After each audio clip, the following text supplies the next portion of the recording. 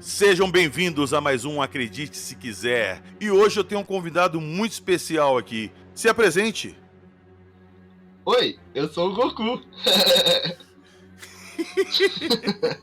Sua vaga de dublador tá garantida, cara.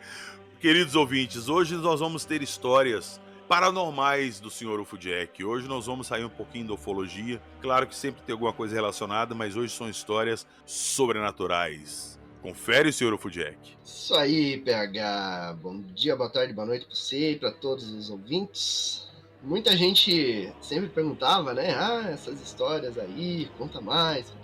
Outras histórias, teve histórias sobrenaturais e tudo. Sim, eu sempre dizia que tinha, mas nunca contava. Hoje vamos saciar as curiosidades do pessoal, então, e contar algumas histórias bem interessantes e que me intrigam até hoje. Pois é, e não só aos ouvintes, mas a mim também, porque eu sei algumas histórias suas, mas eu tenho certeza que eu não sei elas completas e não sei todas. Então, nós vamos descobrir isso hoje.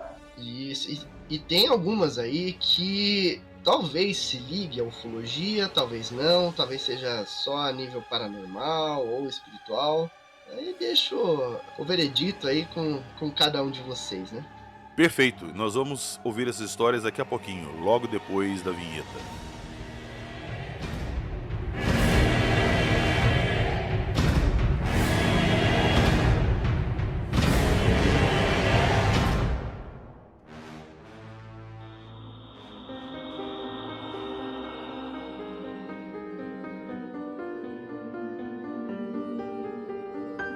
Parapsicologia, reencarnação, telepatia, clarevidência, premonição.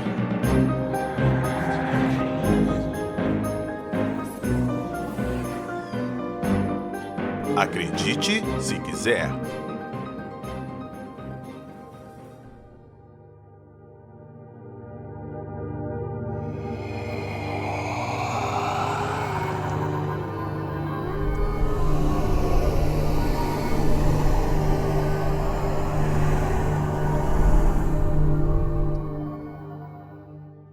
Sem mais delongas, vamos conhecer as histórias que o Sr. UFO Jack vai trazer para nós e nos deixar com aquele sentimento angustiante de medo. Sr. UFO Jack, fique à vontade. Isso aí, PH.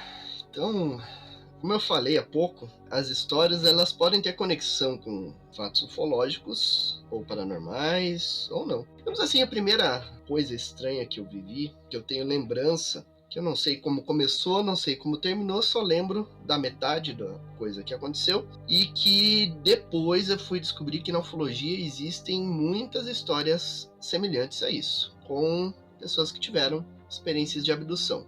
Então, nesse caso, eu devia ter uns 4, 5 anos de idade, e eu só me lembro de estar numa sala como se fosse uma sala de uma pessoa, de uma residência qualquer. Só que essa sala, ela tinha 8 lados, tinha alguns móveis ali e só tinha uma porta, não tinha janelas. Ela tinha uma porta e uma porta de madeira. E nessa porta de madeira, você via que tinha um vidro onde você conseguia ver a luz lá fora e era de noite, que eu lembro. Só que o vidro ele era tipo mosaico, sabe? Cheio de contornos ali, então você não conseguia definir a forma do que havia do lado de fora. Então eu só via as outras crianças brincando ali, eu e as outras crianças, devia ter umas 8 ou 10 crianças brincando ali, e alguém que ficava passando fora dessa porta, como se estivesse guardando o lugar ali, como se estivesse cuidando. E até hoje eu não sei que lugar é esse, como eu fui parar lá, como eu saí daquele lugar e quem era a pessoa que estava do outro lado da porta, né? E essa é uma lembrança, assim, não é sonho, sabe quando você percebe quando uma coisa é sonho, quando é uma coisa que você identificou e quando é uma lembrança. Isso ali é uma coisa muito clara que eu tenho na mente, né, nas lembranças. Então, eu fico me questionando e às vezes eu acredito que isso possa ter relação com algum possível contato na infância, alguma coisa assim. Mas enfim, e agora então começa as histórias mais estranhas, assim, né? Digamos. Então, eu sempre, quando eu falava de ufologia, eu falava dos meus avós, que moravam no sítio, num local onde não havia energia elétrica. E quando eu tinha ali meus 8, 9 anos de idade, a minha avó veio visitar a gente na cidade. Na época a gente morava no centro da cidade de Curitiba, num prédio, no 8º andar. E aí meus pais saíam para trabalhar ali por volta das 7, 8 horas da manhã. E era a época de julho, ali, férias de escola. E aí ficou eu e minha avó ficou na cozinha tomando chimarrão e eu fiquei no quarto brincando. E aí, de repente, minha avó viu uma mulher alta, magra, passando pela porta da cozinha e entrando no meu quarto. E ela achou aquilo muito estranho, foi ver quem que era a tal da mulher que estava entrando ali. E quando ela chegou, não tinha mulher nenhuma. Isso eu não fiquei sabendo na época, eles não quiseram me falar para não me assustar. Eu fiquei sabendo pela minha mãe uns 2, 3 anos atrás que me contou essa história. E quem era essa mulher, né? É meio estranho, mas enfim. E aí o tempo passou, quando eu tinha 12 anos de idade, aconteceu aquela história no sítio, que eu tava lá no sítio com eles e tudo, e aí eu fui na frente da casa lá para tirar água do joelho, e quando eu voltei tinha aquela bola de luz em cima da casa, né? Aquela história que sempre conto. Só que uma coisa que eu nunca contei assim para as pessoas é que naquele sítio, durante o dia, como eu era a única criança ali na região, não tinha outras crianças para brincar e tudo, então eu ficava arranjando o que fazer, né? Ficava brincando ali e tudo. E tinha horas que eu parava e não ficava fazendo nada. Então eu subia na cerca da mangueira, eles tinham gado ali e tal, e ficava ouvindo os passarinhos, ouvindo o vento, e eu ouvia um choro de criança, um choro sentido, assim, sabe? Putz. Sem ter Horas e criança horas, nenhuma perto. não tinha criança nenhuma, e aquele choro, horas e horas ali, e eu nunca soube de onde que vinha aquele choro. E eu nunca contei pra eles também essa história dos choros. Nunca contei pra ninguém lá, enfim, primeira vez que eu tô falando publicamente disso. E aí, voltei pra cidade, e nessa época começou também um fenômeno estranho que acontecia comigo, e que durou aí uns 4 anos aproximadamente, e depois teve picos assim de voltar um pouquinho e depois sumir de novo. Que era assim, eu às vezes do nada lembrava uma pessoa que não via há 2, 3, 4 anos, e aí lembrava daquela pessoa, de repente a minha mãe falava, ó, vai lá, vai ali na padaria comprar um pão pra gente tomar um café e tudo. E quando eu tava indo na padaria, encontrava a pessoa. Ou a pessoa ia visitar a gente lá em casa. Então, era como se fosse uma premonição, alguma coisa assim. E aconteceu isso com muita frequência, sabe? E depois fui saber que isso era algum tipo de mediunidade, alguma coisa assim. Isso também acontecia com filme, cara. Sabe quando você tá em casa do nada, assistia muita TV, né? Porque eu era, nessa época ainda era filho único, acho que meu irmão tinha recém-nascido. Daí então eu ficava em casa, não tinha muita coisa pra fazer, ficava vendo TV. E aí, às vezes, lembrava, puxa, eu gostei daquele filme, passou não sei quanto tempo atrás, assim. E daí passava 2 dias, pronto, passava propaganda ali na TV que o filme ia passar dia tal na TV. Isso aconteceu com muita frequência também naquela época, e depois parou e não voltou a acontecer. Faz tempo que não acontece esse tipo de fenômeno comigo, né? E aí, olha o que aconteceu. Em 1994, o meu avô, por parte de mãe, já tinha falecido. E por parte de pai, os dois também já haviam falecido. E aí, certa noite, eu sonhei com os avós paternos, que vieram os dois, eu via os dois, um do lado do outro. E aí eles falavam assim, menino, acorda, acorda, tá pegando fogo ali do lado, acorda, acorda. Tem incêndio acontecendo ali, acorda. Putz, e aí você eu tá acordei. brincando comigo que tava Sim, pegando fogo alguma coisa. eu acordei. E daí fiquei olhando pro teto assim, e ao longe comecei a escutar barulho de sirene de bombeiro. E aquele foi aumentando, ficando mais alto e mais alto, bem alto, e parou. E ainda naquele prédio que eu tava morando, onde aconteceu o negócio com a minha avó. E aí fiquei ouvindo, parou o barulho, comecei a achar estranho. De repente meu pai entra assim, abre a porta com tudo, fala, acorda, acorda que tá pegando fogo no apartamento aqui do lado. Berrando assim, pega teu irmão e desce pela escada e desce, só desce. E aí eu vendo os dois assustados, olhando pela janela, fui olhar, pus a cabeça pra fora, tava saindo muita fumaça preta do apartamento ali do lado, muita fumaça. Peguei meu irmão no colo e desci, eu tava de cueca, cara. Eu desci, fiquei na frente do prédio, só de cueca, pra você ter uma ideia. E aí, os bombeiros subiram lá, arrombaram a porta, e era o vizinho que tava querendo se matar, colocou um monte de bujão lá e botou fogo no apartamento. Por sorte, não aconteceu nada de nenhum outro problema assim, né? Mas ficou lá os bombeiros tentando resolver e meu padrasto, meu pai, é padrasto, mas chama de pai. Ele conseguiu arrumar a porta e entrou com o extintor de incêndio. Minha mãe entrou com um balde de água lá para apagar também. E já chegou os bombeiros e resolveram a situação. Mas aquilo foi um susto muito grande e teve esse alerta dos meus avós aí por meio de sonho, que não foi sonho no caso. Pois é, cara. Como é que você fala que isso aí é coincidência? Pois é. E foi. Isso começou a me despertar atenção, assim, sabe? Porra, muita coisa estranha acontecendo. E devido a essas coisas estranhas, aí eu resolvi me aprofundar na ufologia, que era o que eu conhecia assim de mais seguro, né, para começar a estudar.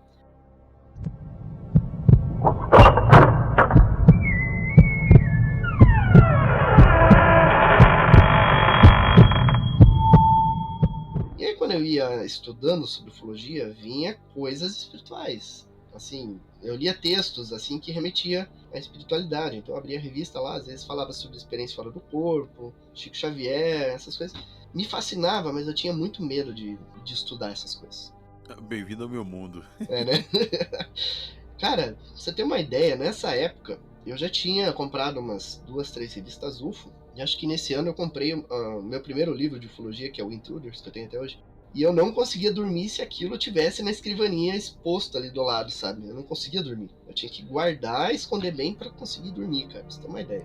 Ô Jackson, eu sempre gostei muito de ufologia, mas eu sempre tive um medo assim dessa parada. E eu lembro que, acho que foi em 92, passou um Globo Repórter especial de ufologia que eles falaram muito do Intruders, do caso da Cat Davis. Sim. E foi uma época que meus pais tinham viajado e eu tava sozinho em casa. Meu amigo, eu passei 3 dias dormindo na casa do amigo meu porque eu não tinha coragem de ir pra casa dormir sozinho. Eu tinha certeza que eles iam passar aqui e me pegar. Essa história, o filme Intruders assusta bastante. E aí, ainda mais quando você para pra pensar que a história dela é real, porra. E aí, no ano seguinte, teve o primeiro congresso de ufologia que eu fui, né? Em 95, que teve aquela pessoa estranha, né? Que eu sempre conto. Foi em 95, lá na morte. Ah, e uma coisa que eu não conto é que nesse evento, eu não sabia chegar no local do evento. Eu sabia a direção que ficava e eu tinha ido uns anos antes com a escola, mas eu tinha ido com o ônibus da escola, né? E eu morava no centro da cidade e o museu fica na zona norte da cidade.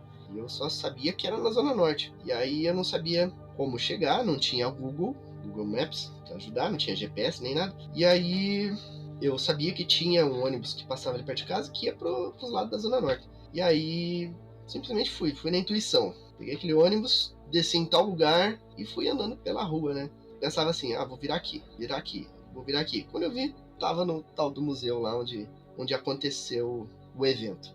Fui, digamos assim, meio que na intuição para chegar no local. Então, não pode não ser algo estranho, mas foi curioso, assim, o fato que eu cheguei no local do evento naquele dia. E aí, no ano seguinte, teve a situação de rever o cara estranho. Aquela história que eu digo que era um possível alienígena, alguma coisa assim, né? Não sei o que era aquela pessoa.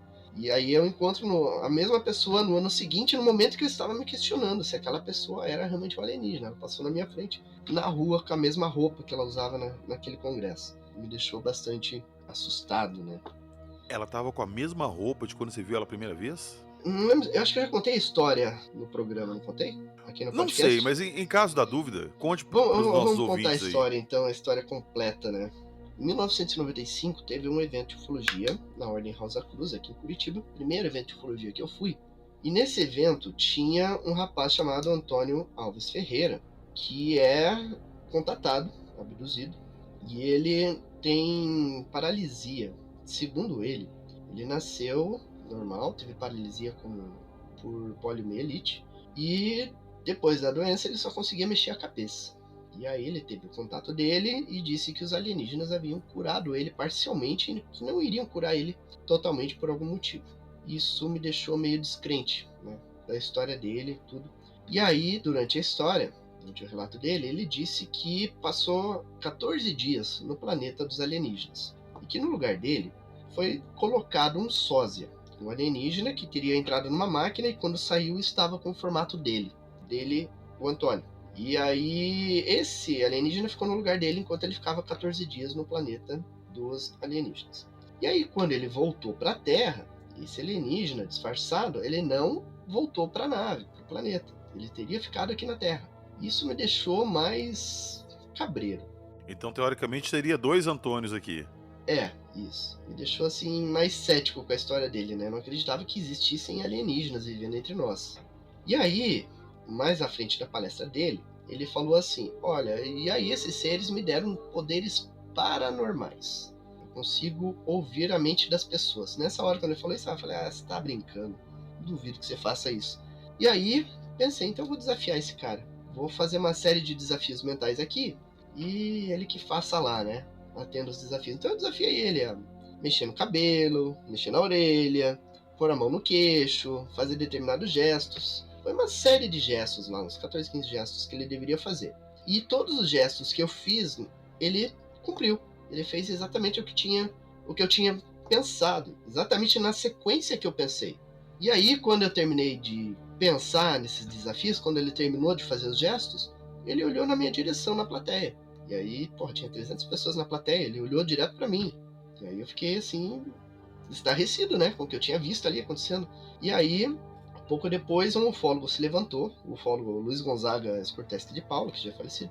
Ele levantou e perguntou para o Antônio, eu lembro exatamente as palavras que ele usou. Antônio, você falou que você foi pro planeta deles e que ficou um alienígena aqui na Terra, então eu tenho 3 perguntas para você. A primeira, você saberia reconhecer seres alienígenas vivendo aqui na Terra? Segundo, em caso positivo, existiria algum ser alienígena neste evento acompanhando os trabalhos hoje? E a terceira pergunta, se existir algum alienígena aqui neste evento, você poderia identificar essa pessoa pra gente? E aí ele falou assim, olha, sim, existem alienígenas na Terra, existe um alienígena disfarçado neste evento, mas eu não tenho autorização pra dizer quem é a pessoa. E aí eu fiquei meio cabreiro, né? Tem alienígenas aqui. Comecei a observar todas as pessoas que estavam no evento. E tinha um cara muito estranho, muito estranho. O cara era muito alto e muito magro. O cara devia ter uns 2,10 metros por aí. E usava uma roupa muito pequena pra ele, sabe? É como se ele tivesse pego a roupa de outra pessoa pra usar. E ele tinha os movimentos assim, meio pausados, assim, como se fossem meio robóticos. E ele não falava com ninguém, ficava na dele lá e esse comportamento estranho.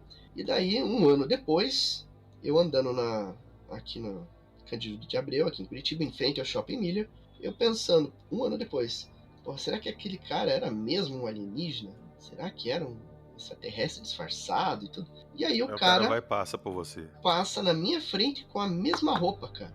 Ele cruza a rua e passa lá do outro lado da rua. Eu parei na rua e fiquei olhando até ele sumir na esquina.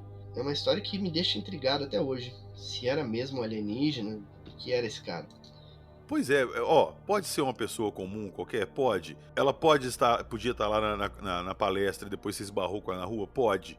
Mas qual que é a chance disso acontecer? Tem muitas coincidências aí nessa história, muitas coisas estranhas nisso aí, né? E olha, um detalhe, cara, que eu nunca tinha me atentado, eu me atentei para isso há pouco tempo atrás. Esses eventos que aconteciam aqui em Curitiba eram todos filmados. A palestra de todo mundo que dava palestra era filmada e, consequentemente, as pessoas que passavam no auditório, na parte de baixo ali, acabavam sendo registradas. Então, alguém tem a fita da palestra e tem a fita desse cara passando, provavelmente. Você já tentou correr atrás disso? Eu tenho as suspeitas de quem tem essa fita. Eu ainda não fui atrás para averiguar, mas eu acredito que eu possa descobrir quem tem essas fitas e quem sabe conseguir o registro disso. Imagine, é a confirmação do que eu sempre relato, né, há anos aí.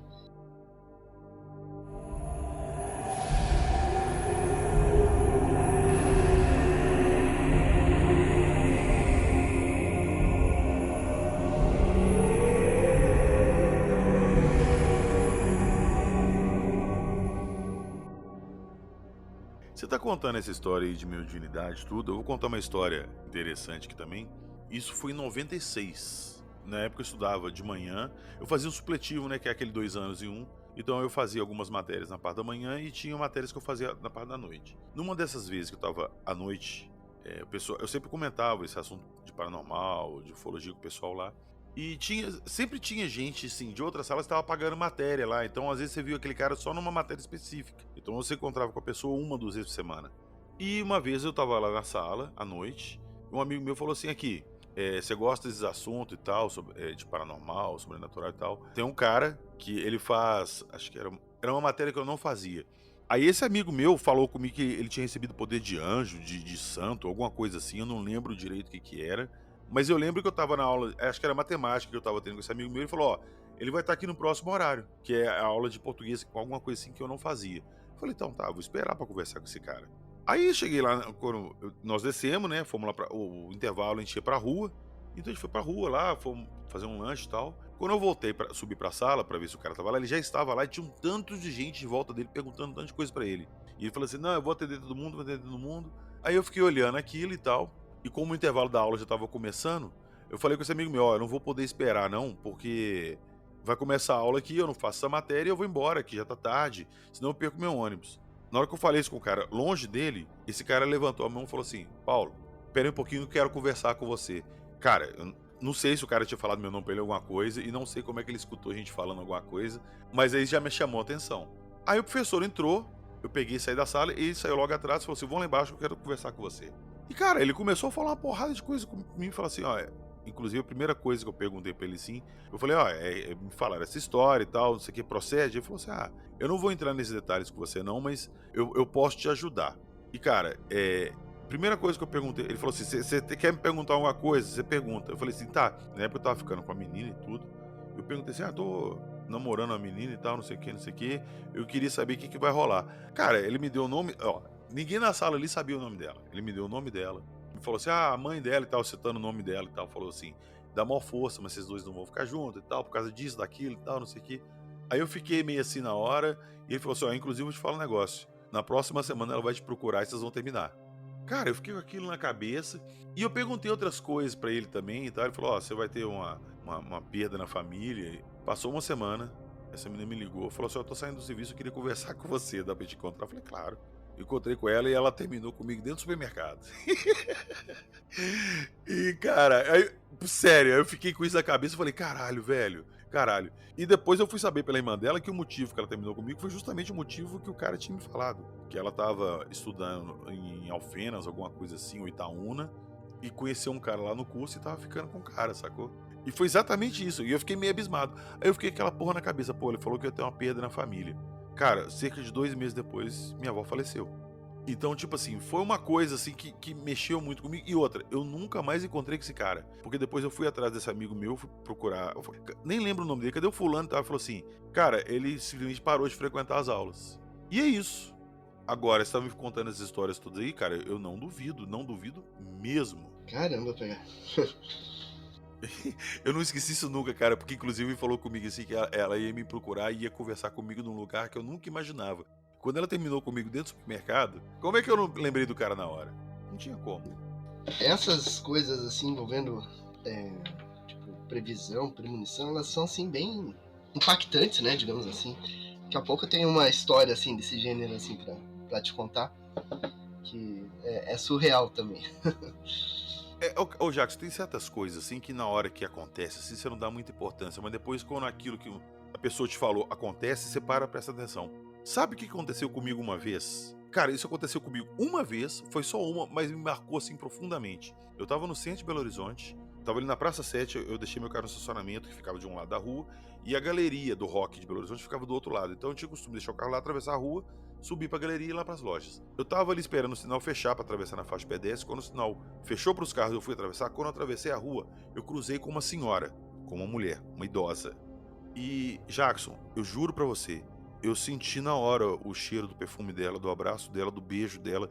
Veio na cabeça na hora, assim, como se eu tivesse tido alguma coisa com aquela mulher.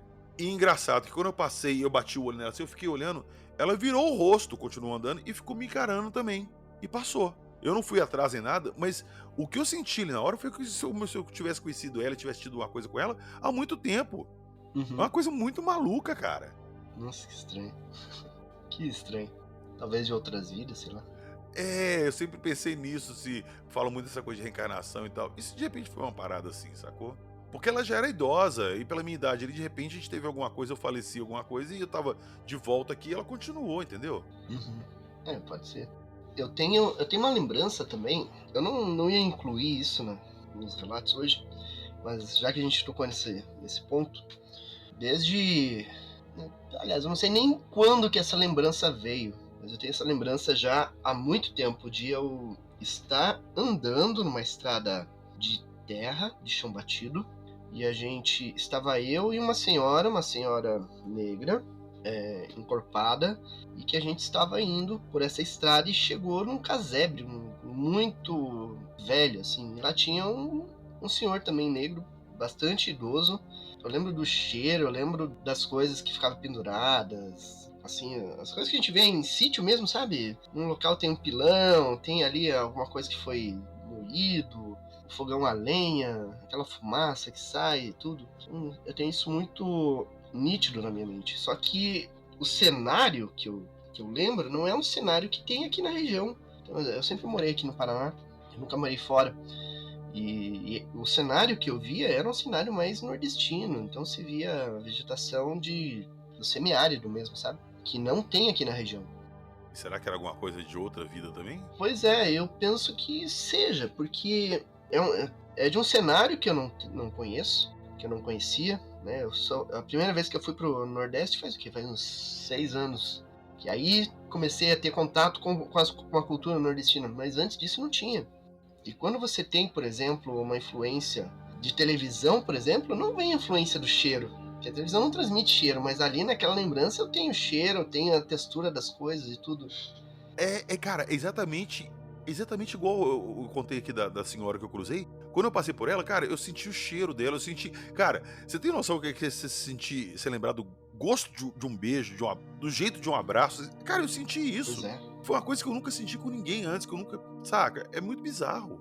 E eu tive uma outra lembrança que eu recebi. Essa primeira, eu deduzo que seja lá no Nordeste, numa época... Depois que saiu aquelas leis de libertação de escravos de certa idade, sabe?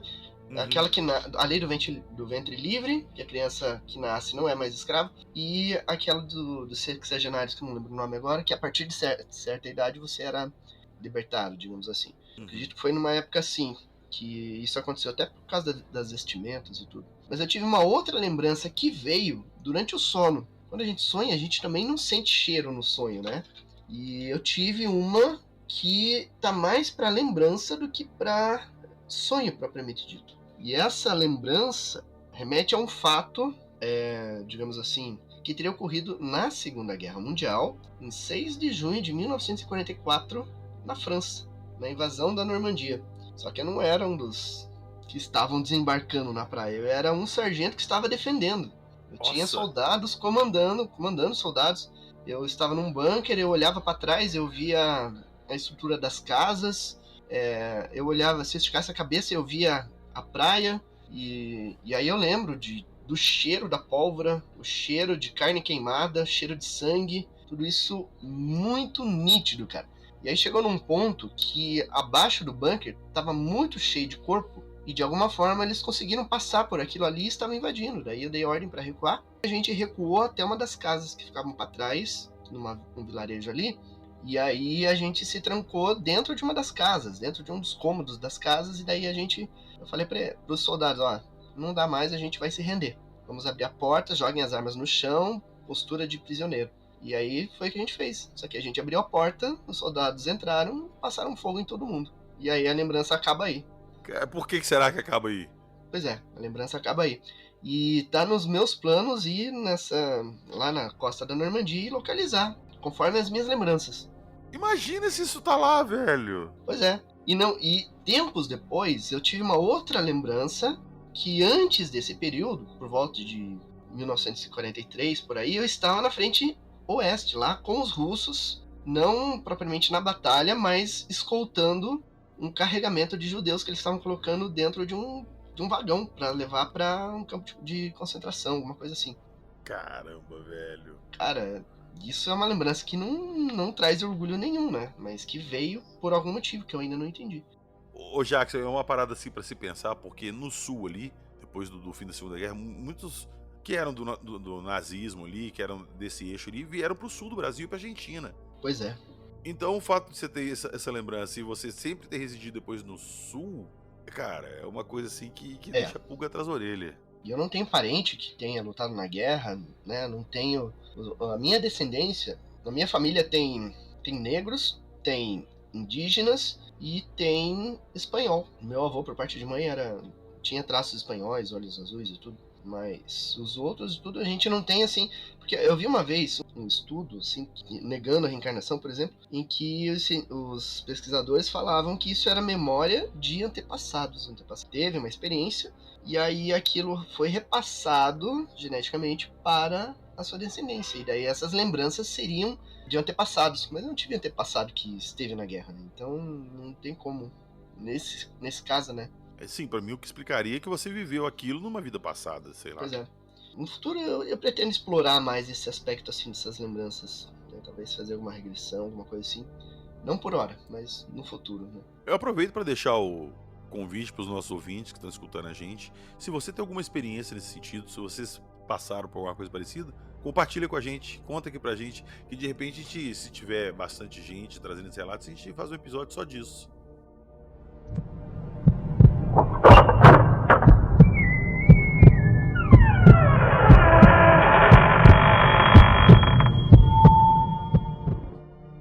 Então, em 1997, eu já tinha me lançado como ufólogo, indo a campo, investigar, conversar com as testemunhas e entrevistar as pessoas e tudo. Então, nas férias de julho, eu peguei a estrada e fui lá pro interior, fui lá pro sítio da minha avó. E perto da onde a minha avó mora, tem uma família, e na época tinha uma menina, na época ela tinha uns 16 anos. E ela saía para ir para a escola, ela estudava na cidade, ela e meu primo estudavam na cidade, então eles tinham que sair por volta das 5 da manhã. Então nessa época era escuro ainda, e eles saíam de casa, pegavam uma estrada, 10 minutos estavam no ponto lá onde o ônibus passava para levar eles para a cidade.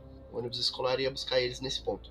E aí então essa menina, ela saiu de casa, passou pelo quebra-corpo. O quebra-corpo é como se fosse uma cerca, e que na ponta dessa cerca tem uma espécie de V bem estreito que permite que uma pessoa passe, mas que um animal de criação não passe. Então ela passou por ali, pegou a estrada e ela começou a ouvir um barulho no barranco da estrada. Uma coisa fazendo um urro de algum animal que ela nunca tinha visto. E aí aquele animal começou a acompanhar ela pelo barranco, ela andando pelo meio da estrada e aquela coisa no barranco. Como tinha um pouquinho de lua, ela olhou de canto de olho e ela viu que era alguma coisa que aparentemente estava flutuando, não estava rente ao chão, digamos, caminhando. Ela batia nos arbustos e fazia aquele barulho. E aí ela chegou no outro quebra-corpo, passou pelo quebra-corpo, 2 minutos depois estava no ponto. E aí deu uns 4, 5 minutos, chegou meu primo. E aí ela perguntou pro meu primo: ô Josiano, por que você estava me assustando na estrada? Ele falou: eu não assustei ninguém, eu acabei de chegar e tal. E daí ela explicou o que tinha acontecido. E daí, na semana seguinte, eu cheguei lá na minha avó, encontrei meu primo e ele contou a história. E daí a minha intenção era entrevistar a menina. Então eles foram lá, falaram com a menina, pediam pra ela dar entrevista e tudo. E ela não queria dar entrevista. Não queria, por timidez, sabe? Então ela sempre fugia, ela se escondia em algum lugar. E daí a minha avó falou assim: como minha avó já era viúva na época, estava morando sozinha, ela sempre chamava essa menina para acompanhar ela, fazer companhia para ela de noite. Então ela dormia na casa da minha avó. E aí a minha avó falou assim: ó, você vai lá para casa do tio, depois que escurecer, você volta. E daí ela vai estar aqui, ela não vai poder fugir, ela vai te dar o depoimento. E aí assim eu fiz, fiquei na casa do meu tio, esperei anoitecer, estava com o binóculo embaixo do braço, só que eu tinha esquecido de levar uma lanterna. E o pessoal ali na casa do meu tio também não tinha nenhuma lanterna à disposição ali na hora. E aí então eu resolvi ir no escuro mesmo, porque eu conhecia a estrada ali, o caminho aqui para casa da minha avó. E fui com o binóculo debaixo do braço e fui na direção lá da casa da minha avó. E tem um local ali, no meio do caminho, que as pessoas falam que é meio mal assombrado.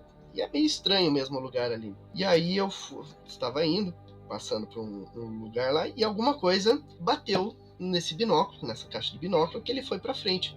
Como ele estava com a correia no meu ombro, ele não chegou a cair. Mas se não tivesse a correia, ele tinha caído. Foi uma pancada um tanto forte que fez, né, o binóculo escapar debaixo do braço e ir para frente. E não havia ninguém ali, só estava eu, né? Então isso me deixou meio assustado. Então pense num ufólogo pense num ufólogo meio recém-formado, digamos assim, correndo pra casa da avó no escuro, rezando, com medo do que podia estar acontecendo ali. Daí eu cheguei lá e consegui entrevistar a menina, que falou que era uma criatura estranha, que ela não sabia o que era, e que acompanhou ela na estrada ali. Mas essa experiência me deixou assustado, né? Porra, como que não deixa? Me deixou assustado. E aí uma coisa que acontecia quando eu ia lá pro sítio da minha avó é um sexto sentido pra perigo, mas perigo natural, digamos assim. Então, quando eu ia lá pra minha avó, ou quando eu fazia trilhas aqui na Serra do Mar, tipo, às vezes eu faço ainda, às vezes, antes de ir, por exemplo, vou marcar uma trilha pro final de semana, né? Vou marcar a trilha pro domingo. Às vezes, já me vinha um negócio ali, um estralado ali, um estralo que dizia, vai ter uma cobra em tal lugar. Tem que tomar cuidado nesse lugar porque vai ter uma cobra. Dito e feito. Sempre tinha. E no local que eu dizia que ia ter. Então aconteceu várias vezes lá na minha avó de ter cobra. Eu já estava meio alerta que ia aparecer. E aqui mesmo na Serra do Mar, né? Teve uma vez, o meu irmão não acreditava quando eu falava isso pra ele. Vai ter cobra e tal. Né? A gente foi pegar uma trilha e falei, vai ter cobra. Você fique sempre atrás de mim, deixa que eu vou na frente, porque eu já sei mais ou menos o local que vai aparecer e aí a gente toma cuidado. E o Piá não botava fé, né? Tava querendo sempre ir na frente, não tava acreditando. E aí foi andando e quando a gente fazia trilha, a gente era muito rápido na trilha. Tem uma trilha aqui no Itupava, aqui na Serra do Mar, que o pessoal faz em 9 horas, a gente fez em 5, pra você ter uma ideia. E então ele pegou, passou à frente, falei, fica pra trás. Ele foi na frente, foi indo, falei, então tá, deixa, vai se foder. Né? E foi indo, eu olhando onde ele tava pisando, de repente pisou do lado de uma cobra. Falei, puta que pariu, olha aqui, cara. Falei ou não falei? Falei que ia ter? Olha aqui. Peguei ele, quase fiz esfregar a cara na cobra ali. E quando ele tinha pisado, e a cobra parada lá, olhando pra gente, e daí ela se mexeu e saiu da trilha, mas estava exatamente do lado onde ele pisou, por sorte não aconteceu nada. Caramba, velho. Não é só nesse caso, isso já revelou que você tem uma ajuda, sei lá, de alguma coisa pra te guiar em algumas coisas, te ajudar. Caramba, velho, caramba. Pois é, esse negócio da cobra sempre me chamou a atenção, e as pessoas duvidam, e quando a gente faz trilha, batata, tá lá. Olha, fazer trilha com você então deve ser bom, né? Que a gente não corre esse risco de ter surpresa. Pois é.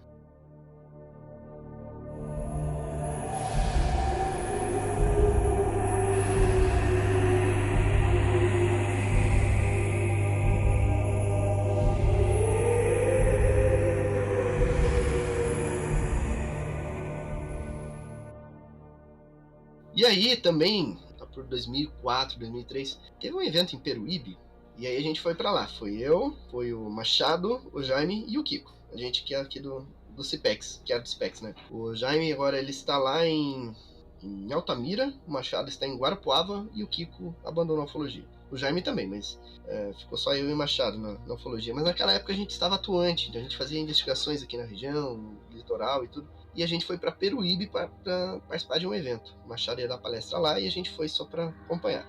E aí, teve uma noite que a gente fez uma vigília, a gente jantou, teve o jantar do evento, e daí seguido de vigília.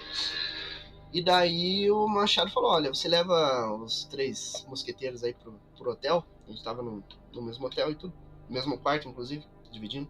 E aí ele falou, tá, eu levo, só eu tenho que levar as meninas também embora, a gente se empilha no carro e vai. E aí, as meninas que ele falava eram 2 meninas lá de Peruíbe, que ele conhecia e tudo. E aí a gente estava andando pela avenida principal de Peruíbe. Quem não conhece Peruíbe é uma cidade à beira-mar e tem uma avenida principal. Vocês podem olhar no Google ali, vocês vão ver a avenida. E aí então a gente estava passando essa avenida e aí a Vanessa estava do lado do motorista. Eles começaram a conversar, os dois ali, eu não lembro o nome da outra menina. E aí eles estavam falando, foi bem aqui, né? Foi bem aqui que aconteceu. Daí, não sei quem perguntou, o que aconteceu? Aí eles falaram, que aqui ontem teve uma pessoa que passou aqui e eles viram alguma coisa que atravessou o carro deles. Uma entidade ou um extraterrestre que atravessou o carro deles. Opa, história estranha. Atravessou como? Passou na frente do carro? Não, passou pelo carro. Dentro do carro? Isso, dentro do carro. Caralho, velho. Em Peruíbe tem essas histórias lá. E daí, então, eles começaram a falar de ufologia, de contato, e daí o motorista falou assim, olha, eu tô sentindo que a gente pode ter um contato. Se a gente voltar lá pro local da vigília, a gente pode ter um contato. E daí, no meio do caminho, ele mudou o caminho e foi para um local onde tem um paredão de rocha, um morro de rocha que tem lá. Acho que é Praia do Grajaú, se não me engano. E aí ele parou o carro de frente para esse paredão, uns 30 metros de distância desse paredão, o motor ligado e falando assim, olha, nesse paredão tem um portal e se todos vocês estiverem prontos, se eu acelerar, a gente passa esse portal e entra numa... Eu não lembro que termo que ele usou, se era uma base, uma instalação ou outra dimensão. Mas enfim, a gente entraria num local onde haveria alienígenas. Mas peraí, você tinha que acelerar em direção a um paredão de pedra? Isso. Ele falou isso. Caralho. Eu lembrei do Dr. Brown agora de Volta para o Futuro. Pô, PH, você não está pensando dimensionalmente? Isso. E daí o Jaime que tava do lado falou, eu tô pronto, acelera, vamos. As duas meninas estavam quietas, eu falando, não vamos, leva a gente pro hotel, porque isso vai dar merda. E o Kiko do outro lado tava com a máquina postos, assim, pra fotografar qualquer coisa que fosse acontecer. Lembrando assim, até parece engraçado. Daí, com a minha insistência e tal, eles resolveram sair. Daí a menina que tava do meu lado, ela mexe com bruxaria. E daí ela falou, eu preciso passar em casa pra pegar uma roupa, se a gente for fazer vigília na outra praia, então eu preciso de uma roupa mais quente. Daí ele foi levar ela em casa pra trocar de roupa, e daí ele foi fazendo zigue-zague, sabe? Vira direito, vira esquerdo, vira direito, vira esquerdo, até chegar na casa dela, que ficava mais pra dentro da cidade. E aí, teve uma hora que ela falou assim, o cachorro é um dos símbolos da bruxaria. Aí o motorista virou o carro pra direita, ou esquerda, sei lá, tinha um cachorro preto parado de frente pro carro. Daí ele reduziu, o cachorro saiu do caminho. Aí ele virou a esquina de novo, tava lá outro cachorro preto parado na rua onde o carro ia passar. E aí, quando ele parou, o cachorro foi saindo, e daí quando ele acelerou de novo, a menina falou, a coruja também é um símbolo da bruxaria. Aí ele virou Tinha uma a coruja. esquina, tinha uma coruja parada no meio da rua. Virou a esquina de novo, outra porra de uma coruja parada no meio da rua. E você tava dentro do carro e você viu? Eu vi isso. E daí, quando ele foi virar de novo, ela falou, o gato preto também é um símbolo na bruxaria. Adivinha o que tinha? O gato preto. Gato preto, virou de novo, outro gato preto. Em sequência, cara. Questão aí de 2-3 minutos acontecendo isso em sequência. Daí, então, ela foi, entrou dentro de casa, trocou de roupa, voltou, e a gente foi em direção à outra praia. E aí começou a acontecer uma coisa estranha. Quando a gente passava aquela avenida principal e ia em direção à praia, todo mundo ficava tenso, ficava nervoso, ficava uma situação de opressão dentro do carro. Quando a gente passava pro outro lado da avenida, a gente ficava calmo, ficava tranquilo, sabe? Como se não tivesse nada de errado acontecendo. Como se fosse um passeio qualquer. Ele passava pro outro lado, a gente sentia de novo. E aí ele teve uma hora que ele falou assim, vamos lá pra Pedra da Serpente, que é portal da Serpente, que é um local onde aparece um alienígena nórdico, e que fica no alto de um morro também. E aí, pra ir até lá, a gente iria por uma estrada de terra, e aí tinha chovido antes, então essa estrada ela estava lameada. Eu olhava para um lado, eu via reflexo, sabe? Quando a luz reflete na água, assim, de noite. Então eu não sei se era água de chuva ou se era um lago, de um lado e do outro da estrada. Então ele começou a acelerar por aquela estrada, andando muito rápido. Falei, meu Deus do céu, a gente tá em 6 dentro desse carro aqui. Se acontecer uma merda, já era, porque só tinha as portas da frente do carro, não tinha aquelas portas de trás pra sair, sabe? Teve uma hora que ele deu um cavalo de pau, parou, voltou e saiu correndo. Se a gente continuasse aquela estrada ali, a gente ia ser pego por gente que não era do bem, e falando alguma coisa assim. E aumentou aquele sentimento de opressão, né? Então aí a gente ficou andando de um lado para outro na cidade ali por umas 2 horas. Em alguns minutos assustados, em alguns minutos calmos, dependia de onde a gente estava na cidade, né? E aí até que ele levou a gente pro hotel onde a gente ficava. E aí a gente parou o carro, todo mundo ficou em silêncio ali por uma meia hora, talvez mais. E aí teve uma hora que o motorista falou assim, para, Jaime, para de ficar fazendo essas perguntas, não aguento mais. E aí o Jaime olhou pra mim e falou, porra, ele ouviu o que eu tava pensando, tava cheio de perguntas na cabeça. E aí então a gente resolveu descer e foi lá pro quarto. A gente ficou umas 2 horas conversando sobre o que tinha acontecido, e no dia seguinte contou pro Machado, né? Mas foi muito surreal aquela noite. Misto de pânico, misto de calma, misto de fenômenos paranormais acontecendo. Bem doido.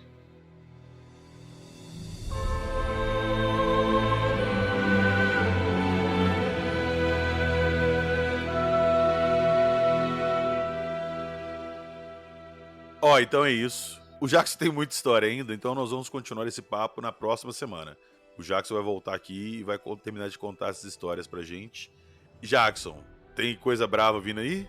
Cara, tem coisa muito brava vindo aí. Tem umas coisas ainda mais surreais aí que eu tenho pra contar pra vocês. Aí, então já sabe, não percam. A gente vai estar de volta aí na próxima terça-feira contando mais casos do Sr. Fujack. E chegando ao fim do episódio, eu queria deixar a mensagem de sempre pra vocês.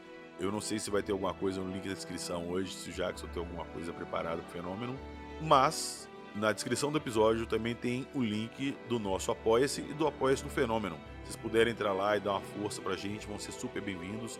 Tem nosso grupo do WhatsApp lá, você entrando no Apoia, você pode ter acesso ao nosso grupo do WhatsApp. Eu, Jackson Ribas, uma galera da ufologia e outros apoiadores estão lá trocando ideia. E a gente coloca lá também um drive com várias matérias relacionadas ao episódio em questão. Então quando você entra lá, você acessa o nosso drive, você tem acesso a muita coisa, documentário, material de ufologia. E tem também o canal do Sr. UFO Jack. O YouTube dele tá entupido de vídeos, e vídeos assim, descritivos de casos, com fotos, com vídeos, reconstituição da noite oficial, né, Jackson? Tem muita coisa bacana lá no YouTube do Fenômeno. Tem coisas que você só encontra ali no canal do Fenômeno. Pois é, então quem tá escutando a gente, gosta do assunto, corre lá no Fenômeno, dá uma inscrevida lá no canal do Jackson. É bom que também ajuda o canal a crescer, a ter mais alcance. E é a mesma coisa que eu peço aqui também no Acredite Se Quiser. Quem estiver ouvindo a gente, poder dar uma avaliada no Spotify, vai ser de extrema ajuda pra gente. Então é isso, nos vemos na próxima terça-feira com mais histórias do Sr. UFO Jack. E não se esqueçam, acredite se quiser.